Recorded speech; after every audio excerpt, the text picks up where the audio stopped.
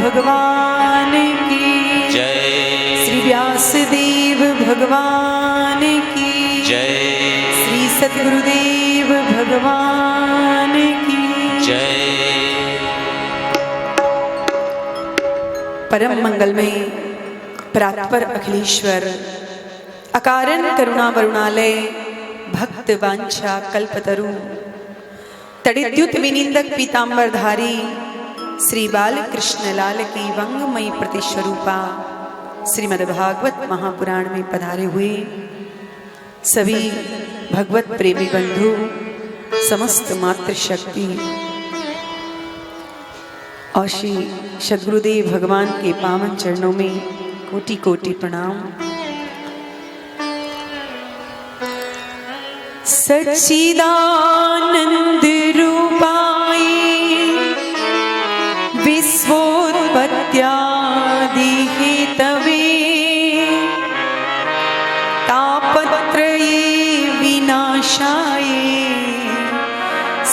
कृष्णाय वयं नमः। भगवान श्री कृष्ण का स्वरूप कैसा है? सतघन चितघन आनंद घन स्वरूप है। ऐसे सच्चिदानंद स्वरूप भगवान जो समस्त विश्व का पालन सृजन और संहरण करने के जो परम हेतु हैं, तथा जिन प्रभु की पावन चरण शरण ग्रहण करके जीव के तापत्रय समाप्त हो जाते हैं, ऐसे सच्चिदानंद स्वरूप भगवान श्री कृष्ण के पाद पद्मों में हम सब मिलकर के बारंबार प्रणाम करते हैं। श्री कृष्णाय वयं नमः।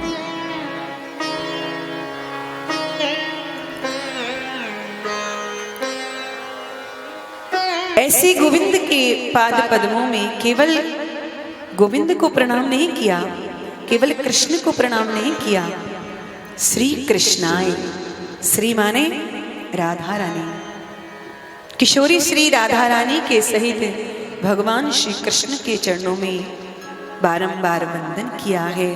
इसलिए कहा है श्री कृष्णाय वयं नमः।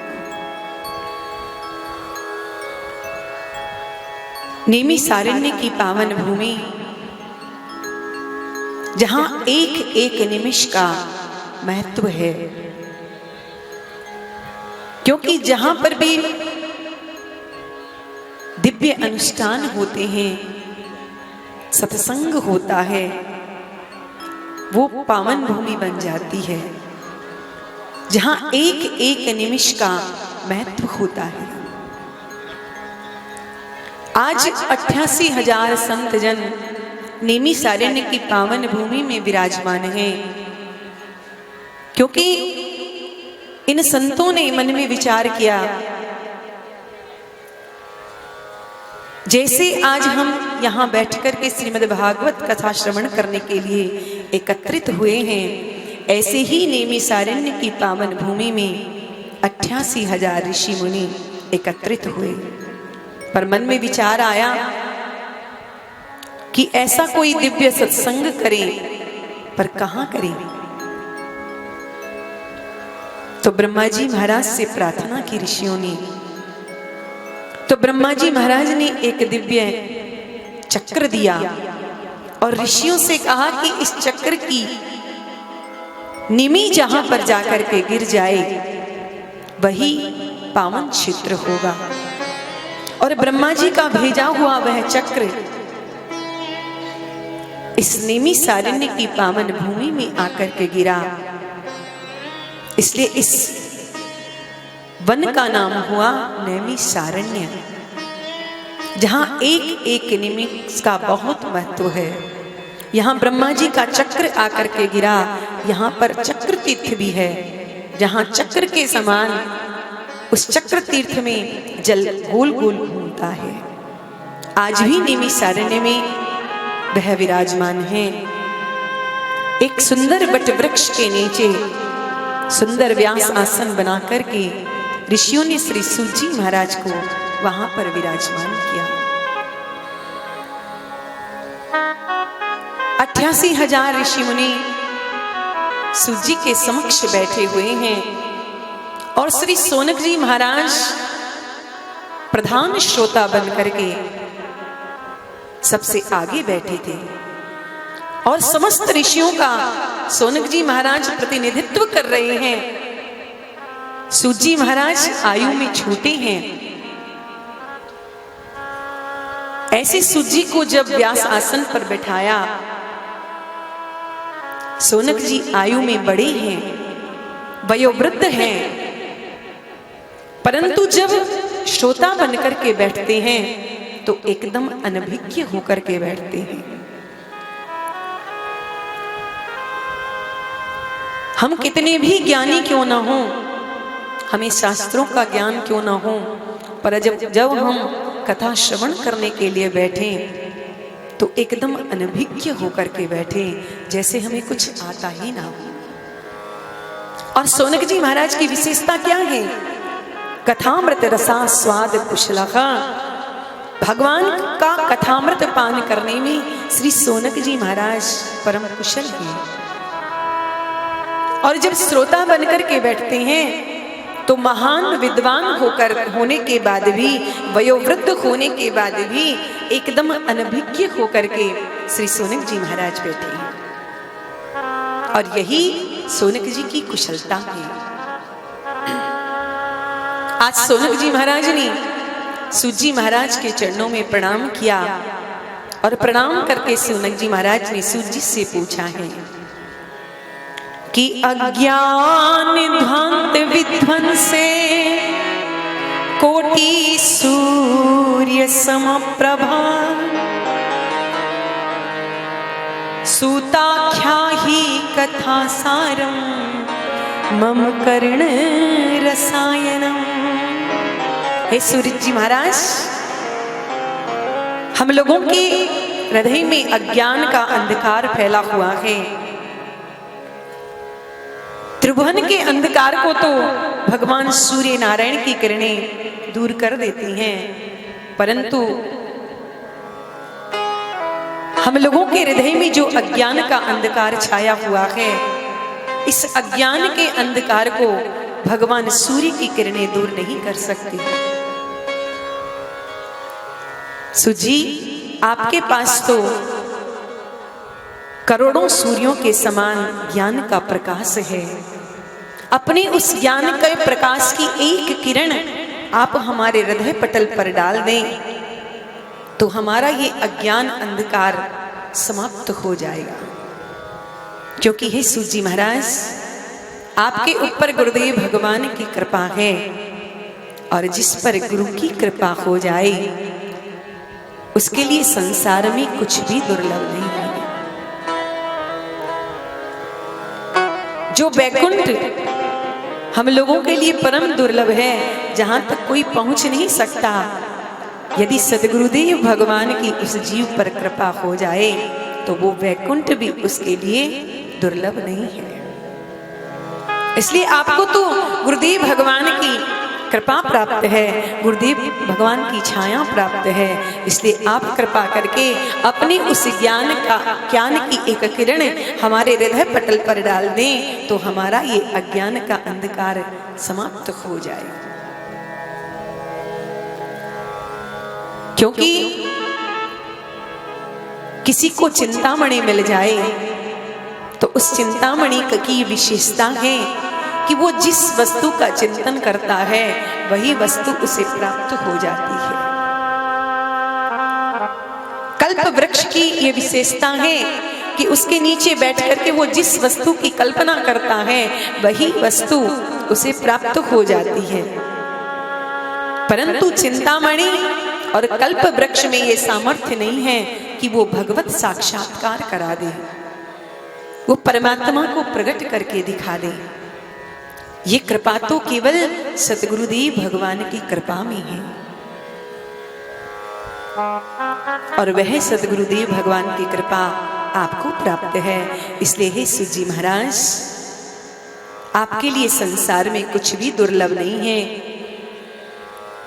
कि चिंतामणिर स्वर्ग लोकम सुरद्रुः स्वर्ग संपदम प्रयच्छति गुरु प्रीतो वैकुंठम योगी दुर्लभम। इसलिए हे सूत जी महाराज, गुरुदेव भगवान का वह प्रसाद आप कृपा करके हमें भी प्रदान कर दें। सोनक जी की बात सुनकर के सूत जी महाराज गदगद हो गए, प्रसन्न हो गए और सोनकादिक ऋषियों से कहा, ऋषियों, यदि आपके हृदय में हमारे प्रति इतना अनुराग है, इतना प्रेम है, तो आज हम तुम्हें समस्त शास्त्रों का सार ही सुनाने जा रहे हैं, जो संसार के भय को ही समाप्त कर देगा। इसे आप सावधान होकर के श्रवण कीजिएगा। क्योंकि जब कोई विशिष्ट व्यक्ति कोई कीमती वस्तु देता है तो लेने वाले को सावधान कर देता है कि ये कीमती वस्तु है, इसे संभाल कर रखना। ऐसे ही वक्ता जब कोई विशिष्ट बात कहने जाता है तो श्रोताओं को सावधान कर देता है। इसलिए आप सभी लोगों से अब करबद्ध प्रार्थना है कि आप लोग एकाग्र चित्त होकर के इसे श्रवण करें। सूजी महाराज कहते हैं, ऋषियों, संसार में सबसे बड़ा डर किस बात का है? सबसे बड़ा डर है मृत्यु का, क्योंकि हर प्राणी मृत्यु के भय से भयाक्रांत रहता है। और यहां जहां हम बैठे हैं इसका नाम क्या है? मृत्यु लोक। पुनरपि जन्मम पुनरपि मरणम पुनरपि जननी जठरे शयनम। बार बार हमारा जन्म होता है, बार बार मृत्यु होती है, बार बार मातृगर्भ में जाना होता है। तो ये जन्म मरण का जो हमारा कुचक्र है ये हमेशा चलता रहता है। तो इसका नाम है मृत्यु लोक। जो यहाँ आया है उसका जाना सुनिश्चित है, वो निश्चित जाएगा। इसलिए ये जो संसार है ये धीरे धीरे खिसक रहा है। हम लोग चाहते हैं कि संसार ऐसे ही बना रहे, पर जब हमारे चाहने पर भी ये हमारे हाथ से निकल करके चला जाता है तो हमें बड़ा कष्ट होता है। हम चाहते हैं ऐसा ही बना रहे, लेकिन हमारे चाहने से थोड़ी रह जाएगा। आज हम बालक हैं, धीरे धीरे युवा अवस्था आती है, फिर जवानी आती है, फिर बुढ़ापा आता है, और जीव जैसे आया वैसे ही चला जाता है। तो जब ये संसार हमारे चाहने पर भी हमारे हाथ से निकल करके चला जाता है तो हमें बड़ा कष्ट होता है। इस संसार के भय को समाप्त करने के लिए ही परम भागवत श्री सुखदेव जी महाराज ने इस कलिकाल में इस श्रीमद् भागवत महापुराण को प्रकट किया है कि काल ब्याल मुख ग्रासे त्राश निर्नाश हेतवे श्रीमद् भागवतम शास्त्रम कलौकीरेण भाषितम्। जब महाराज परीक्षित के सामने 7 दिन में मरने का, मृत्यु का भय उपस्थित हो गया और महाराज परीक्षित सब कुछ छोड़ करके गंगा के तट पर आ गए, निर्णय नहीं कर पा रहे हैं कि अब इस मृत्यु भय से कैसे बचा जाए। उपाय सोच रहे थे पर कोई उपाय समझ में नहीं आ रहा था। तो उसी समय परम भागवत श्री सुखदेव जी महाराज गंगा के तट पर आए और परीक्षित जी महाराज को श्रीमद् भागवत कथा जब श्रवण कराने लगे तो परीक्षित जी महाराज का जो मृत्यु का भय था वो समाप्त हो गया। सूजी महाराज कहते हैं, ऋषियों, उसी समय देवता स्वर्ग का अमृत कलश लेकर के आए और सुखदेव जी महाराज को प्रणाम करके वो अमृत का कलश सुखदेव जी महाराज के सामने रख दिया और कहा, महाराज, जैसे ही हमने सुना कि परीक्षित के सामने मृत्यु का भय उपस्थित हुआ है और आप इन्हें श्रीमद् भागवत कथा सुनाने जा रहे हैं, तो हम स्वर्ग का अमृत लेकर के आए हैं। आप परीक्षित को ये अमृत पिला दें तो परीक्षित मृत्यु के भय से मुक्त हो जाएंगे।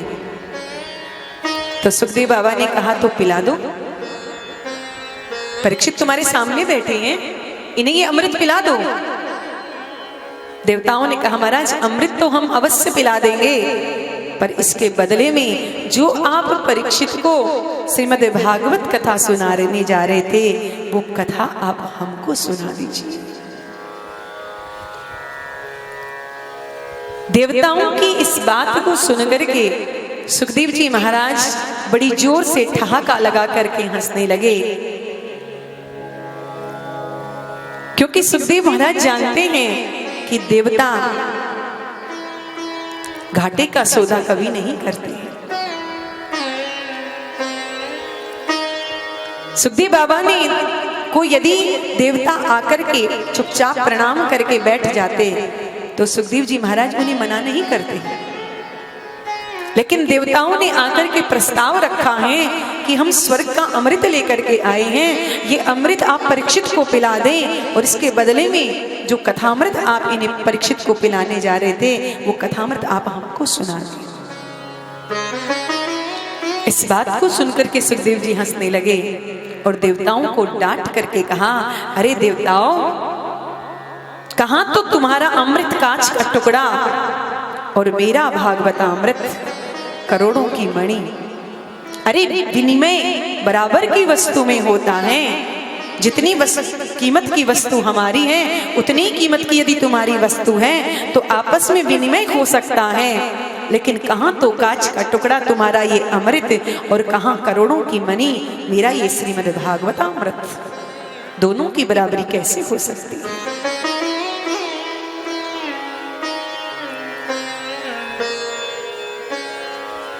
और एक बात निश्चित है कि जब कोई व्यक्ति हमारे फायदे की बात करे तो हमें सावधान हो जाना चाहिए कि कुछ ना कुछ गड़बड़ अवश्य है, क्योंकि बिना अपने फायदे के ये हमसे हमारे फायदे को नहीं गिना सकता। और जब देवताओं ने ये प्रस्ताव रखा कि आप हमें भागवतामृत पिला दीजिए तो सुखदेव बाबा हंसने लगे और देवताओं से कहते हैं कि तुम्हारे आते ही मैं समझ गया था, क्योंकि बाबा दधीच को प्रणाम करने के लिए गए तो बदले में उनकी हड्डियां मांग करके ले आए, और यहाँ पर तुम अमृत कलश लेकर के आए हो तो बदले में भागवतामृत मांग रहे हो। अमृत कोई साधारण वस्तु थोड़ी है। जब समुद्र का मंथन हुआ तो उसमें से 14 प्रकार के रत्न निकले थे और उन 14 रत्नों में अंतिम रत्न था ये स्वर्ग का अमृत। जिस अमृत को लेकर के देवासुर संग्राम हुआ, आज उसी अमृत को देवता बिना बुलाए बिना आह्वान किए लेकर के चले आए। इसी से समझ जाना चाहिए कि भागवतामृत कितनी कीमती वस्तु है। सुखदेव जी महाराज ने देवताओं को डांट करके भगा दिया, लेकिन भागवतामृत का दान देवताओं को नहीं किया। देवता मुंह लटकाए वहां से भाग करके ब्रह्मा जी के पास में गए और ब्रह्मा जी महाराज से जाकर के शिकायत की कि महाराज, वहां मानवों को भागवतामृत पान करने का अधिकार प्राप्त है और हम लोग स्वर्ग का अमृत लेकर के गए, फिर भी डांट करके भगा दिए गए। ब्रह्मा जी महाराज ने देवताओं से कहा, भैया जरा हमें देखने दो कि इस भागवतामृत को पान करने के बाद परीक्षित को क्या प्राप्त होता है, परीक्षित का परिणाम क्या होता है। और जब 7 दिन के बाद कथामृत पान करने वाले महाराज परीक्षित को जब परम पद प्राप्त करते हुए ब्रह्मा जी महाराज ने देखा तो समस्त देवता, ऋषि और ब्रह्मा जी सभी आश्चर्य से चकित हो गए कि राज्यो मोक्षम तथा वीक्षे पुराधातापि विस्मितः सत्यलोके बलम तुलाम तोलियत साधनान्यजः। जब ब्रह्मा जी महाराज ने अपने लोक में तराजू लगा करके तोलना प्रारंभ किया तो एक पलड़े पर समस्त धर्म ग्रंथों को रखा और दूसरे पलड़े पर श्रीमद् भागवत को विराजमान किया है। पर जब तराजू को उठा करके देखा तो जिस पलड़े पर समस्त धर्म ग्रंथ रखे थे वो पलड़ा ऊपर की ओर उठ गया और जिसमें भागवत जी विराजमान थी वो पलड़ा नीचे की ओर चला गया। ब्रह्मा जी महाराज ने घोषणा कर दी है कि लघुन्नन्यानि जातानि गौरवेण इदं है तदा ऋषि गणा सर्वे विस्मयं परमं ययुः। समस्त देवता और महात्मा सब आश्चर्य से चकित हो गए जब भागवत जी के पलड़े को ऊपर की ओर देखा, नीचे की ओर देखा और समस्त धर्म ग्रंथ जिस पलड़े पर रखे थे वो ऊपर की ओर लटक गया। तो ब्रह्मा जी महाराज को आश्चर्य हुआ है। ब्रह्मा जी महाराज ने देवताओं से कहा कि मेनी रे भगवद रूपम शास्त्रम भागवतो कलो। ये भागवत जो हमारे मध्य में विराजमान है ये कोई पोथी या किताब नहीं है, ये साक्षात भगवान श्री कृष्ण का वांगमय श्री विग्रह है। क्योंकि भागवत जी के अक्षर अक्षर में गोविंद की श्यामलता समाई हुई है। ये भगवान का वांगमय विग्रह है। ऋषियों ने सूत जी से प्रश्न किया कि भगवान इस श्रीमद् भागवत को 7 दिन में सुनने की परंपरा कैसे प्रारंभ हुई, क्यों हुई और किसने की? सूत जी महाराज कहते हैं, ऋषियों, ब्रह्मा जी के मानस पुत्र हैं सनक, सनंदन, सनातन और सनत कुमार। इन चारों भाइयों ने श्री नारद जी महाराज को सर्वप्रथम श्रीमद् भागवत कथा सुना करके 7 दिन की सप्ताह का प्रारंभ किया। सोनक जी महाराज ने पूछा, भगवान नारद जी महाराज तो 2 घड़ी से ज्यादा कहीं टिकने वाले नहीं थे, फिर उन्होंने 7 दिन तक बैठ करके सनत कुमारों से ये कथा कहाँ सुनी, क्यों सुनी और कैसे सुनी? कृपा करके आप हमें बताएं। तो सूत जी महाराज सोनकादिक ऋषियों से कहते हैं कि एक दाही विशालाया चत्वारो ऋषियो मला सत्संगार्थम समायाता ददृशु तत्र नारदम। सनत कुमार जी महाराज चारों भाई बद्रिकाश्रम में विराजमान हैं। एक बार की बात है कि श्री नारद जी महाराज बद्रिकाश्रम में आए।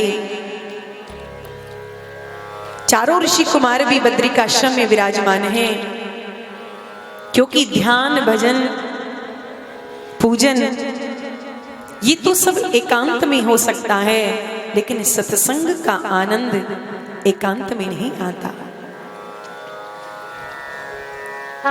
सत्संग का आनंद यदि लेना है तो चारों भाई जिनका जीवन ही सत्संग है, भगवत चर्चा है, चारों भाई बद्रिकाश्रम में विचरण कर रहे थे कि अचानक चारों कुमारों ने श्री नारद जी महाराज को देखा।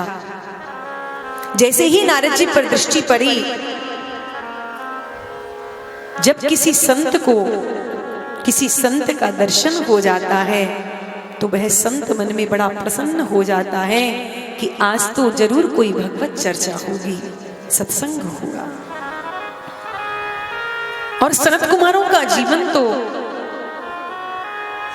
सत्संग ही है। कथा मात्रिक जीविनः। पर जैसे ही नारद जी महाराज सनत कुमारों के निकट में आए, नारद जी सनत कुमारों को आश्चर्य हुआ, क्योंकि नारद जी महाराज का मुख एकदम लटका हुआ है, एकदम चिंतित हैं, उदास हैं। जब सनत कुमारों ने नारद जी महाराज को उदास देखा तो मन में विचार करने लगे कि समाज की चिंताओं को दूर करने वाले परम संत श्री नारद जी महाराज आज स्वयं चिंतातुर दिखाई दे रहे हैं। तो सनत कुमारों को बड़ा आश्चर्य हो गया और सनत कुमारों ने नारद जी से आकर के पूछा कि कथम ब्रह्मन दीन मुख कुतश्चिंतातुरो भवान त्वरितम गम्यते कुत्रः कुतश्चागमनम तव।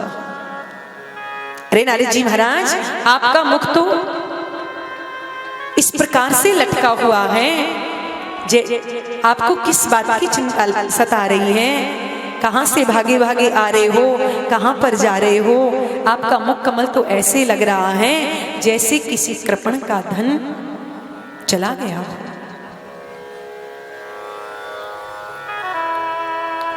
गतवित्तो यथा जन है। तुम्हारा क्या चला गया नारद जी? क्योंकि जो धन छीन लिया जाता है, संत महापुरुष उस धन को अपना नहीं मानते। संतों का धन क्या है? संतों का जो अपना धन है वो है केवल भगवान नाम। संत भगवान के नाम को ही अपना परम धन मानते हैं।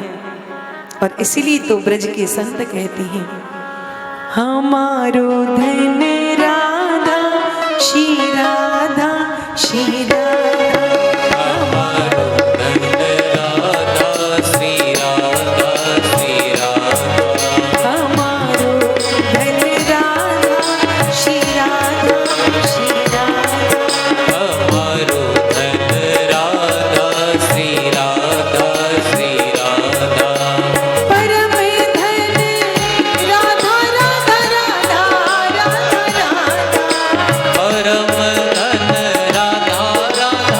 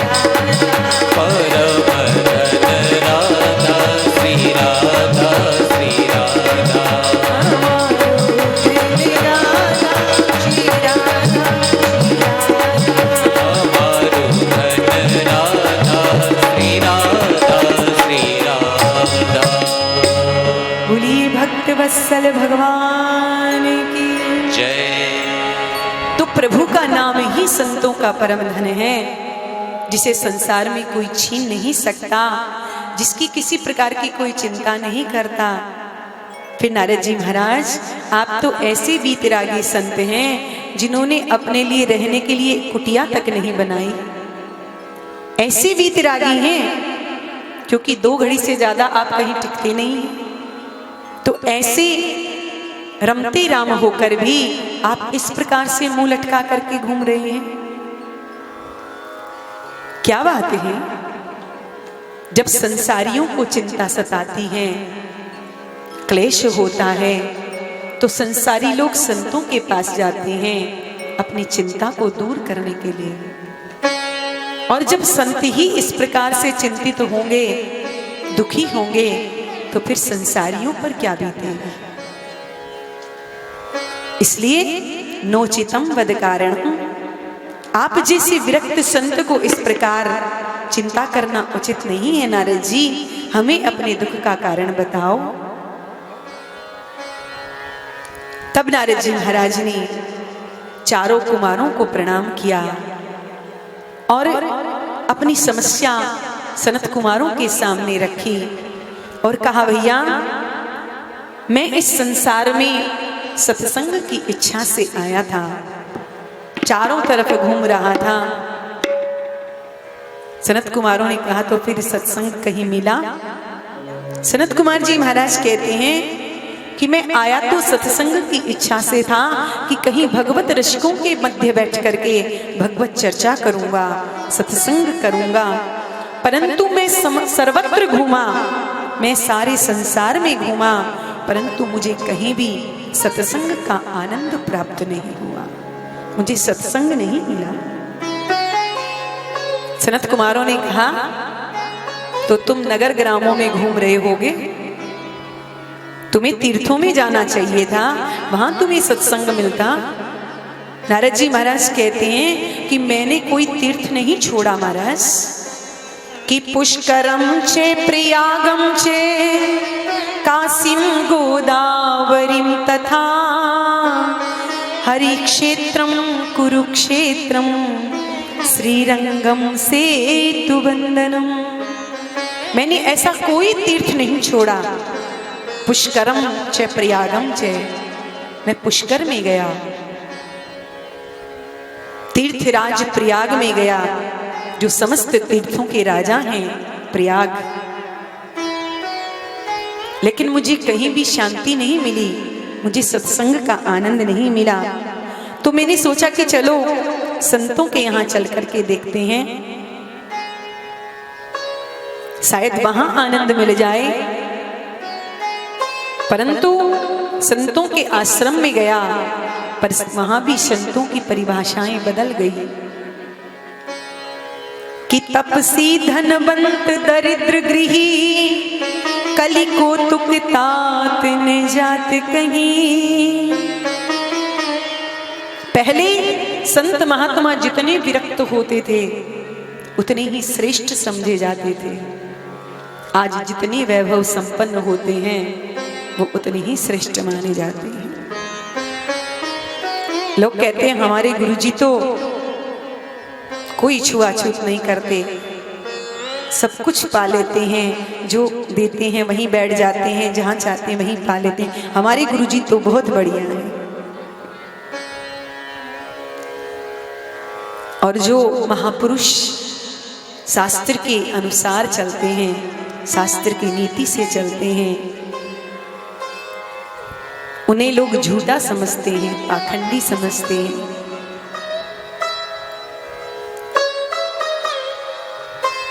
शास्त्र के अनुसार चलना चाहिए। संत को कैसा होना चाहिए? विरक्त, विरक्त है इंद्रियार्थेषु, संसार से कोई मतलब नहीं। किसी ने सम्मान कर दिया तो प्रसन्न नहीं होते, किसी ने अपमान कर दिया तो दुखी नहीं होते, किसी ने माला पहना दी तो प्रसन्न नहीं हुए, और किसी ने धक्का देकर के गाली देकर के निकाल दिया तो दुखी भी नहीं होते। संत हर परिस्थिति में समान रहते हैं, उन्हें ये सब द्वंद्व नहीं सताते कि किसने अपमान किया और किसने हमारा सम्मान किया। नारद जी कहते हैं कि भैया ये सब देख देख करके मेरा मन बड़ा अशांत हो गया। मैंने सोचा कि चलो गृहस्थों के यहाँ चल करके देखते हैं, परंतु गृहस्थों के यहाँ जाकर के देखा तो वहां तो और भी विडंबना है कि तरुणी प्रभुता गे शाल को बुद्धिदायक कन्या विक्रीणो लोभाद दंपति नाम छे कलकनम। मैंने देखा गृहस्थों के यहाँ कि माता पिता की सेवा कब तक, जब तक घर में नई बहू ना आ जाए तब तक। और जहां घर में नई बहू आई, जहां उस बहू को सर्वाधिकार प्राप्त हुआ, तो फिर माता पिता की खटिया या तो खेत में मिलेगी या किसी वृद्ध आश्रम में मिलेगी। फिर माता पिता से कोई मतलब नहीं। और धीरे धीरे देवी जी कान भरना प्रारंभ कर देती हैं कि मैंने तुम्हारे लिए अपने माता पिता को छोड़ा, अपने भाई बंधुओं को छोड़ा, अब तुम भी धीरे धीरे सबको छोड़ दो। हम दो और हमारे दो, बस इतने तक ही सीमित रहना है। तो नारद जी महाराज कह रहे हैं कि माता पिता की घर में सेवा कब तक, जब तक सर्वाधिकार प्राप्त न हो जाए। जहां घर की तिजोरी की चाबी हाथ में आती है, फिर माता पिता से कोई मतलब नहीं रहता। यदि कोई बड़ा भारी कार्य किया जाए तो किसी से सलाह तो लेनी पड़ेगी। अरे घर में माता पिता हैं तो उनसे सलाह तो लेनी चाहिए, पर नहीं, माता पिता से कोई नहीं पूछता। वार्ता कोपी न पृच्छति गेहे। अरे कोई बड़ा भारी कार्य किया जा रहा है, कोई सत्कर्म किया जा रहा है, तो कम से कम माता पिता से उसकी आज्ञा तो लो, माता पिता से पूछो तो सही। परंतु माता पिता से कोई मतलब नहीं, तो फिर किससे सलाह ली जाए कि शाल को बुद्धि राय कहा। ससुराल से साले जी साहब को बुला करके उससे परामर्श लिया जाता है। अरे भाई, साला यदि बुद्धिमान हो तो सलाह लेने में कोई हर्ज नहीं है, खूब सलाह लो। लेकिन साले की सलाह लेने के बाद भी दंपति नाम छे कलकनम, आए दिन पति पत्नी में ही रात दिन झगड़ा होता रहता है, कलह मचा हुआ है। लोभ इस पराकाष्ठा पर पहुंच गया है कि कन्या विक्रीणो लोभाद दंपति नाम छे कलकनम। आज बेटे बेटियों का हम संबंध नहीं करते, बल्कि सौदा करते हैं। जहां सौदा पट जाए बस वहीं संबंध बना लेते हैं।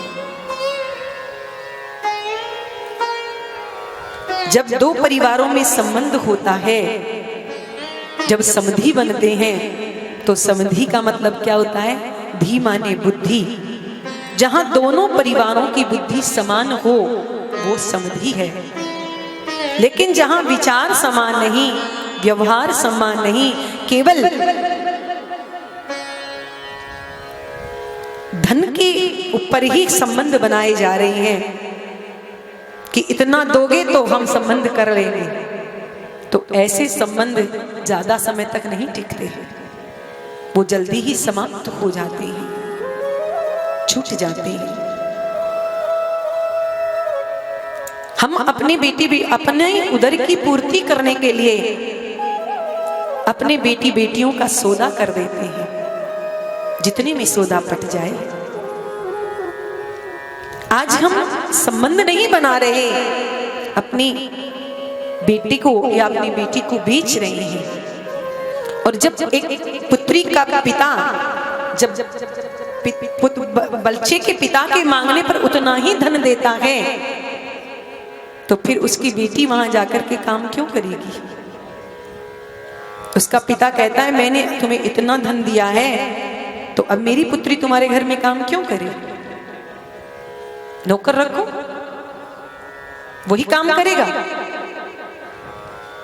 तो जहां केवल धन से ही संबंध जोड़ा जा रहा है, वो संबंध ज्यादा समय तक टिकते नहीं है, वो बहुत जल्दी टूट जाती हैं, समाप्त हो जाती हैं। तो नारद जी महाराज कह रहे हैं कि लोभ इस पराकाष्ठा पर पहुंच गया है कि कन्या विकीर्णो लोभाद दंपति नाम चे कलकनम। ये सब देख करके मेरा चित्त इतना अशांत हो गया कि एवं पश्चन कलेर दोषान पर्यटन नवनिमहम यामुनम तटमापन्नो हो यत्र लीला हरेर भूत। नारद जी कहते मेरा मन इतना खिन्न हो गया, मैंने सोचा कि अब मैं कहाँ जाऊं जहां मेरे चित्त को शांति मिले। फिर मैंने सोचा कि चलो मुझे श्रीधाम वृंदावन जाना चाहिए, जहां मेरे प्रभु के प्राकट्य स्थली है, जहां मेरे चित्त को अवश्य कुछ ना कुछ शांति अवश्य मिलेगी।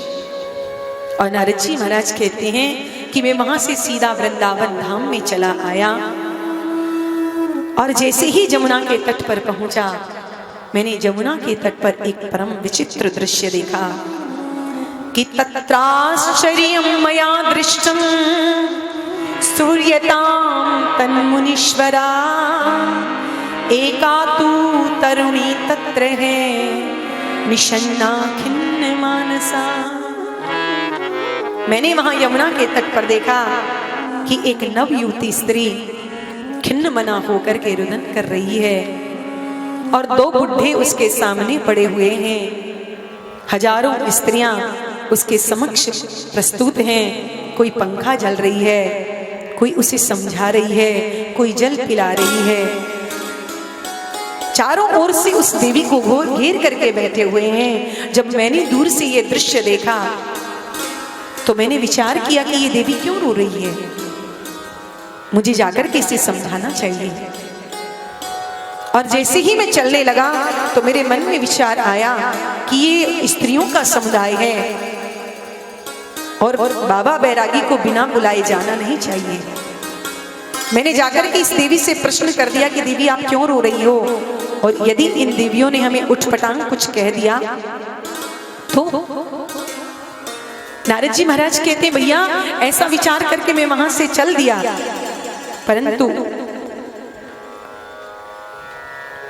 उस देवी ने मुझे पीछे से आवाज लगाई कि भो भो साधुषणं तिष्ठे मैं चिंतामपि नाशये दर्शनं तव लोकस्य सर्वथा गेहरं परम। अरे महाराज जी आप कहाँ भागे भागे जा रहे हो, जरा रुकिए तो सही। आप जैसे संतों का जीवन में एक बार भी दर्शन हो जाए तो उसके समस्त पाप ताप संताप सब नष्ट हो जाते हैं। मेरी तूने जाने कितनी जन्मों का भाग्य का उदय हुआ है, पुण्य उदय हुए हैं कि आज मुझे आपका दर्शन प्राप्त हुआ है।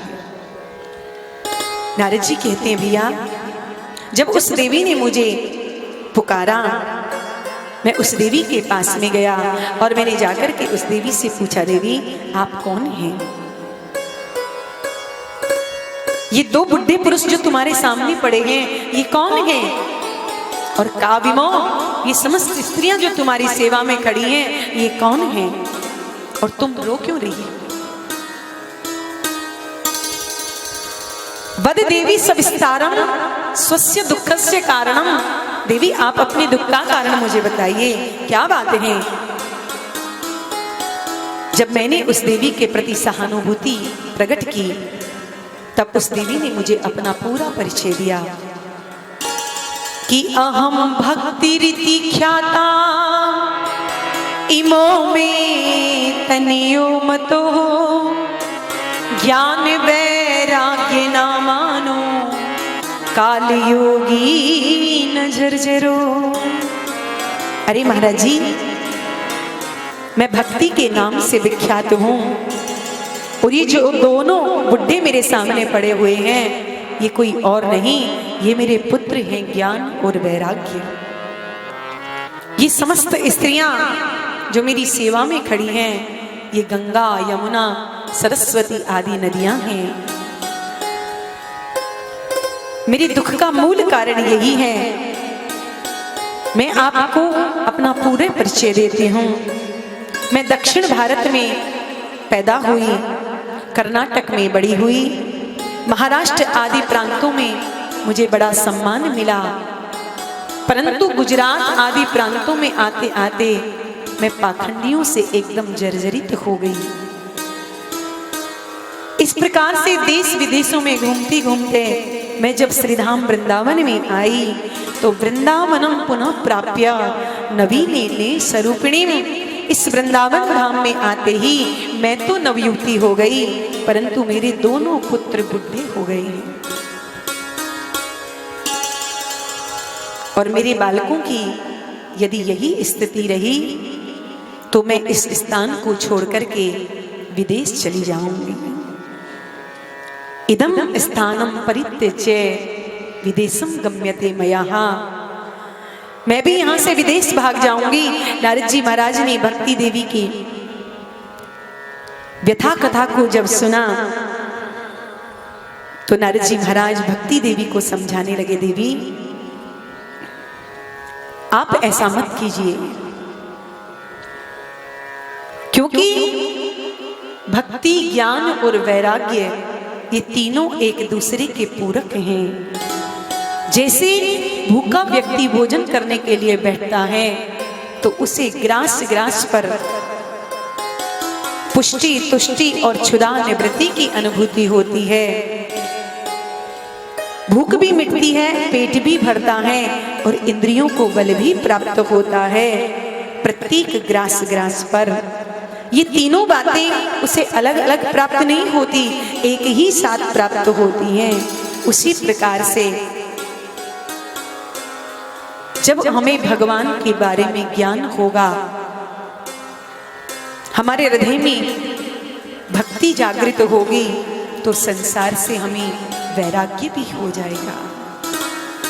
क्योंकि जैसे संतान के बिना माता का मातृत्व पूर्ण नहीं हो सकता, उसी प्रकार ज्ञान और वैराग्य भक्ति के पुत्र हैं। ज्ञान और वैराग्य के बिना भक्ति की पूर्णता नहीं हो सकती है। नारद जी ने तुरंत भक्ति माता को वचन दिया, माँ आप इस वृंदावन को छोड़ करके मत जाइएगा, क्योंकि आज हर क्षेत्र में के लोगों का आकर्षण विदेश की ओर हो रहा है। चाहे वो कोई वक्ता हो, चाहे संत हो, चाहे विरक्त हो, जब तक वह 2-4 विदेशी यात्रा न कर आए तब तक उसे हमारे संसार, इस भारत में उसे श्रेष्ठ नहीं समझा जाता।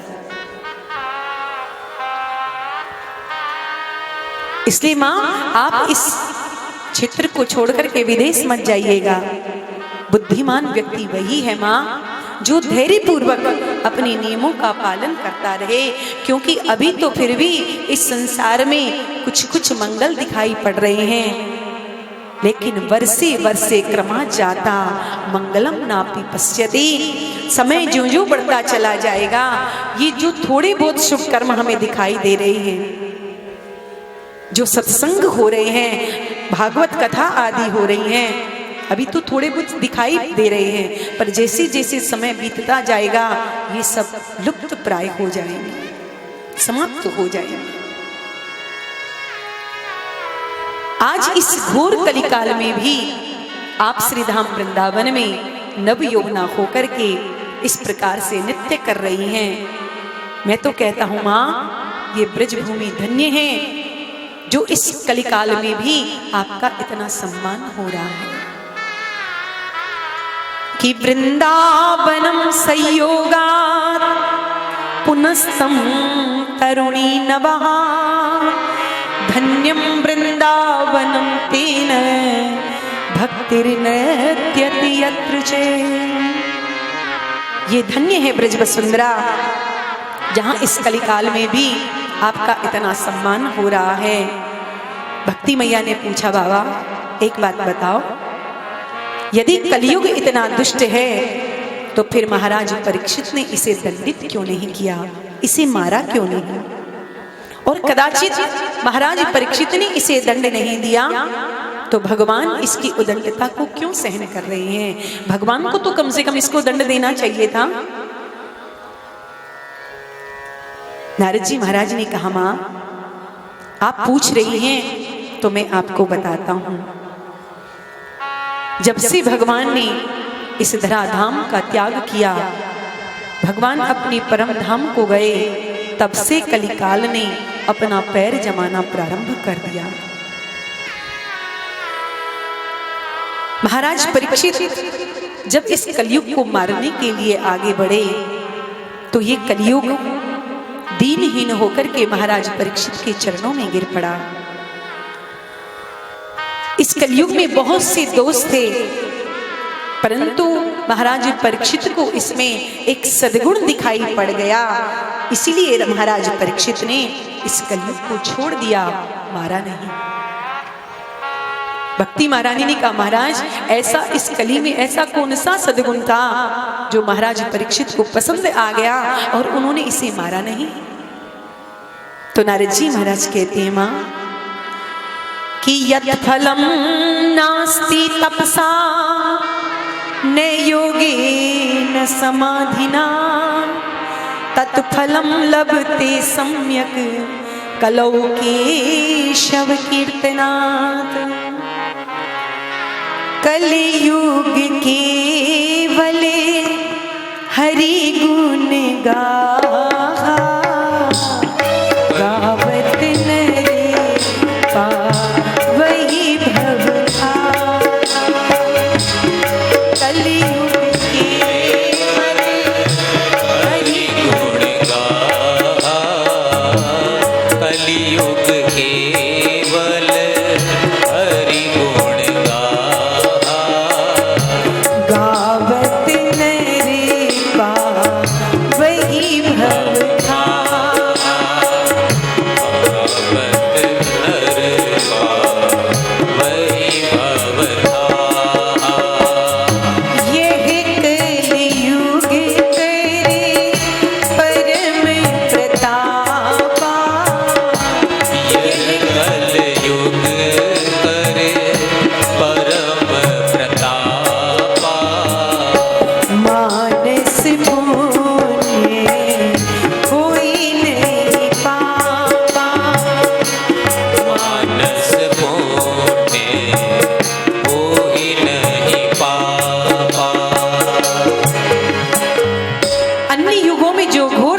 करने से फल प्राप्त होता था, बड़े बड़े यज्ञ करने पड़ते थे, उस यज्ञों से जो फल मिलता था वही फल इस कलिकाल में केवल हरिनाम संकीर्तन करने मात्र से ही जीव को प्राप्त हो जाएगा। यही एक विशिष्ट गुण महाराज परीक्षित को पसंद आ गया और महाराज परीक्षित ने इस कलयुग को अपने राज्य में स्थान दे दिया। पर जैसे ऊसर भूमि में कितना भी बढ़िया से बढ़िया बीज डाल दो पर वो व्यर्थ चला जाता है, उसी प्रकार से कलयुग के कलुषित वातावरण में इतने दुर्गुण हैं कि भगवान नाम संकीर्तन का जो एकमात्र गुण था वह भी लुप्त प्राय होता चला जा रहा है। कलयुग में भागवत की कथाएं तो बहुत होती हैं,